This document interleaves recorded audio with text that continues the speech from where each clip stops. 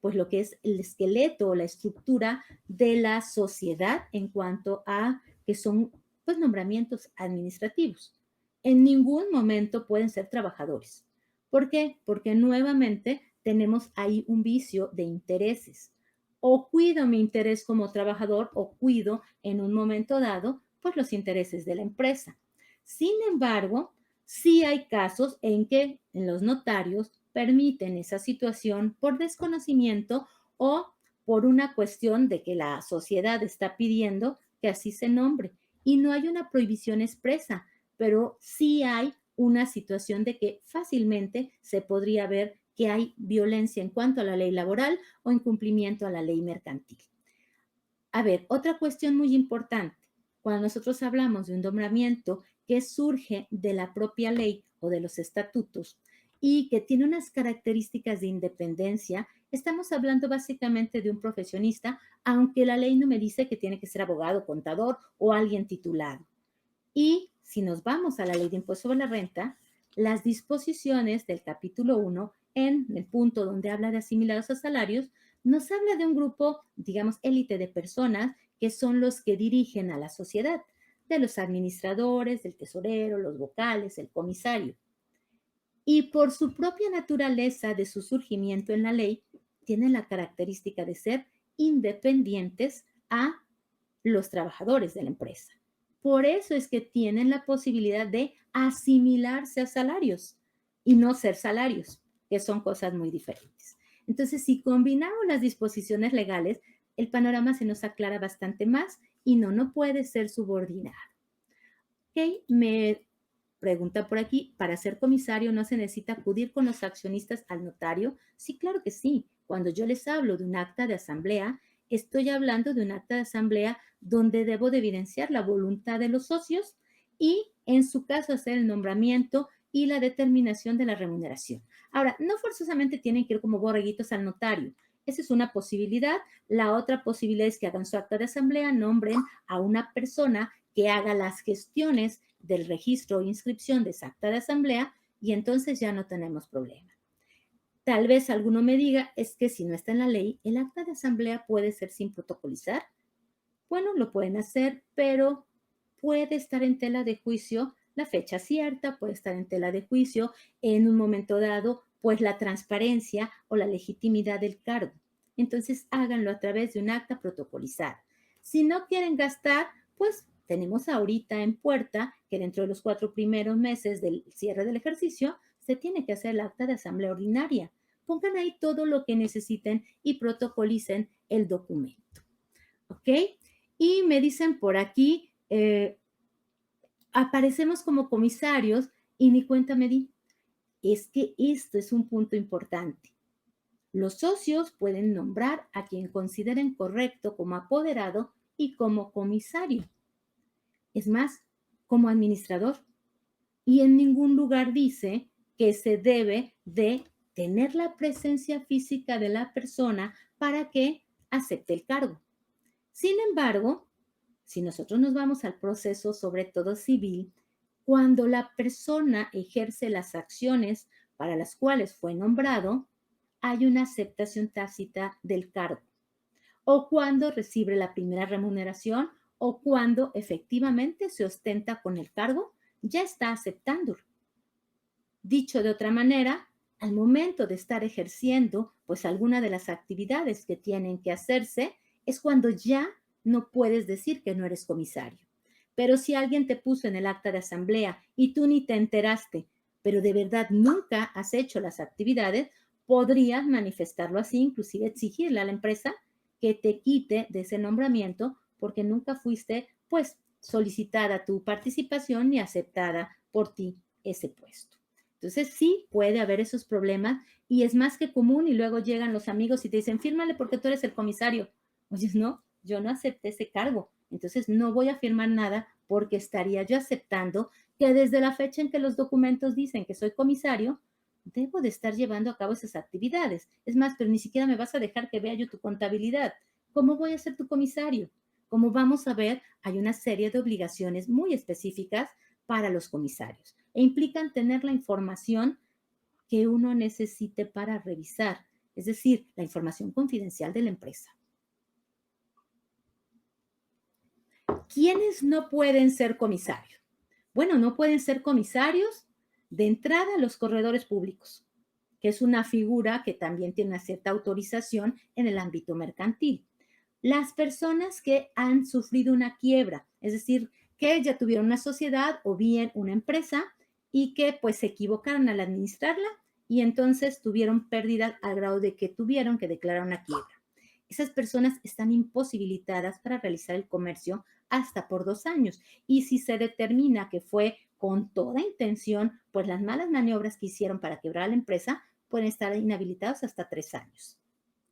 Quienes en un momento dado se les haya ya determinado que pues son ladrones o que tienen fraudes o que bien están abusando de la confianza de quien les nombró ya en un puesto pues con esas características. Tampoco podrían en un momento dado fungir como comisarios. Sin embargo, en la práctica hay muchas personas que tienen esas situaciones y si bien no se volvieron un delito o no se formalizó las irregularidades, pues no queda un precedente de que tengan la imposibilidad legal. Pero ¿cuántas veces no sabemos, fulanito robó, fulanito abusó de la confianza, hizo tal cosa y sin embargo, míralo, está nuevamente en un cargo de esa responsabilidad? Eso es porque muchas veces no hacemos pues el proceso legal correspondiente para que se le inhabilite para actos de comercio al sujeto. Estas disposiciones sí es muy importante que sepamos que van a tener vigor a partir de que se hace el nombramiento del comisario y puede estar fungiendo bien lícitamente como comisario y de pronto llegar la sentencia de que pues resulta que hizo un delito y a partir de ese momento de la sentencia es que ya no puede ser la persona comisario más, pero no inhabilita todas sus acciones anteriores. Sin embargo, pues definitivamente pues sí hay un punto de ser reflexivos a ver a quién vamos a poner. Y este otro que es repetitivo muchas veces los errores, cuando sobre todo el fedatario público no es cuidadoso, pues, o no es preciso en su función, pues resulta que hay parientes consanguíneos a los administradores, es decir, a quien se debe de cuidar, que están fungiendo como comisarios. ¿Cuántas veces no es el hermano, es el papá, es la abuelita y no pueden ser comisarios? Porque hay un vicio. O sea, si está de por medio, pues no sé, digamos que la libertad de tu hijo, pues vas a tratar de cubrir muchas veces esas situaciones incorrectas que hizo. Entonces hay precisamente una situación limitante de la ley para que sean comisarios. Cuidado, porque si de pronto tienen por ahí nombramientos de comisarios, ¿cuál es la consecuencia? Pues que ese puesto no tiene realmente las facultades correctas y que la opinión del comisario va a estar viciada. Dicho de otra manera, no va a ser válida para tomar como punto de referencia, inclusive tampoco para ninguna acción legal posterior. ¿Por qué? Porque se está prácticamente anulando pues esa función objetiva del comisario. Así es que tengamos muchísimo cuidado porque podríamos estar en esos casos. Y me están comentando por aquí, a los comisarios casi siempre los ponen como, perdón, a los contadores casi siempre los ponen como comisarios. Eso es cierto. ¿Y qué es lo que sienten contadores? Normalmente están felices, ¿verdad? Porque dicen, así no se me va a escapar el cliente. La verdad es que no es cierto, no hay ninguna garantía de eso. Y al contrario, tenemos una serie de obligaciones que pues van más allá de lo que pensamos. Además, podemos tener otro vicio que en nuestro código de ética dice que debemos de tener independencia. Si nosotros somos los que, por ejemplo, hacemos todo el registro de la información contable, ¿cómo vamos a revisarnos lo que generamos? Pues no podemos ser juez y parte. Claro, si somos un contador diferente al que lleva la información financiera de la empresa, en ese caso es completamente correcto. En otro caso es legal, pero no es éticamente correcto, que son dos cuestiones muy importantes que siempre debemos de llevar de la mano. Si es que tengamos muchísimo cuidado. Me dicen por aquí, entonces la empresa es la que tendría la responsabilidad de mostrar que el comisario sí realizó actividades. Sí, siempre y cuando el comisario estuviera manifestando legalmente, es decir, ante el Ministerio Público, que pues se le solicita la remoción del cargo y que nunca fue solicitado ese puesto o aceptado ese puesto. Y pensemos que sí lo aceptó, que sí lo ejerció, pues obviamente la empresa es la que tendría que refutar esas aseveraciones del que dice que no aceptó el puesto. Pero yo creo que mucho de esto radica en que a veces precisamente somos ignorantes de lo que implica el cargo. Y ahorita apenas estamos mencionando que unos pueden estar y quienes no, pero realmente, ¿qué responsabilidad tiene la persona que está con ese nombramiento y que lo aceptó? Pues tiene prácticamente que hacer un análisis detallado de la información de la empresa y verificar si es real, pero sobre todo verificar algo que ni siquiera hacemos, ver que lo que está haciendo el administrador es lo que le dijeron los socios que hiciera. Oye, pero es que es el socio mayoritario. A ver, ahí ya tenemos un problema en nuestras sociedades mercantiles. Perdón que les voy a decir esto, muchas de nuestras sociedades mercantiles son simulaciones, no con la intención, pero sí en la práctica. Resulta que el papá quiere hacer una sociedad, ¿por qué? No sé, pero quiere hacer la sociedad y jala a la mamá o jala al hijito y hace la sociedad. Y los otros pues están de artículos decorativos, porque realmente él hace lo que quiere. Él es el administrador, si se pudiera hasta sería el comisario y todo lo demás. Y resulta que es una sociedad de nombre, pero pues mandonea a la sociedad y entonces no es necesario hacer actas de asamblea porque él toma las decisiones. No es necesario ver una serie de formalismos. ¿Por qué? Porque él es el mayoritario y entonces si lo hicieran, hasta si lo dicen, pues saldría el mismo resultado. Sí, señores, saldría el mismo resultado, pero se cumplirían las disposiciones de la ley de sociedades mercantiles y de los estatutos. Y de otra manera, se está actuando en forma irregular. Que los socios no se lo van a reclamar porque el socio que dirige, pues es él, eso es otro boleto. Pero tenemos muchas sociedades irregulares.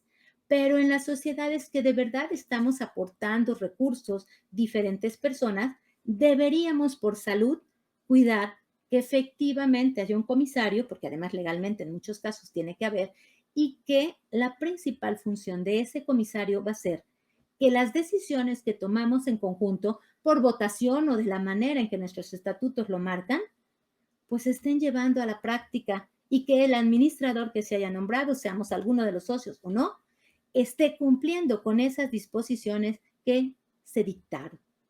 Esa es la función principal del comisario, ver que efectivamente se esté cumpliendo lo que los socios quieren y no que se haga lo que el administrador desea, porque a final de cuentas el administrador pudiera estar pues fungiendo en base a sus intereses personales y si es socio, incluso a sus intereses también como socio, en vez de ver lo que debería ser el cumplir las disposiciones de la asamblea. Así es que es muy importante que por eso haya independencia y en principio se conozca qué es lo que va a tener que hacer el comisario. Tendría que estar solicitando, porque así nos dice la ley, información mensual al administrador. Y esa información mínimo debería ser estados financieros, estados de resultados y balance general. Sin embargo, también vamos a ver que nos piden estado de variaciones en el capital de trabajo, que es un estado financiero que muchas veces solamente se hace para concursos.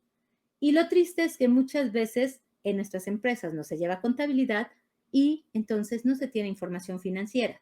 Aunque sabemos que en las sociedades mercantiles es obligatorio llevarla independientemente de que se timbre o no. Sin embargo, pues se hacen las reuniones y no se hace entrega de estados financieros, nada más se dice que se aprobaron.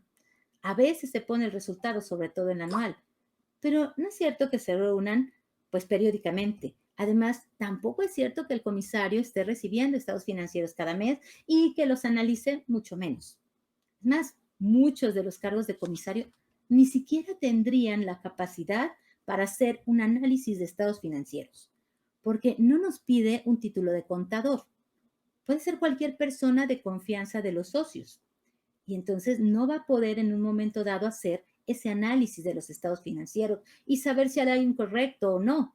Tal vez no tenga tampoco la idea de que hay que cotejar esa información financiera con la realidad y entonces pues se base nada más en ver los números. O sea, hay que ser muy cuidadoso porque pues vamos a decir que están bien los estados financieros, pero la responsabilidad de que no sea así es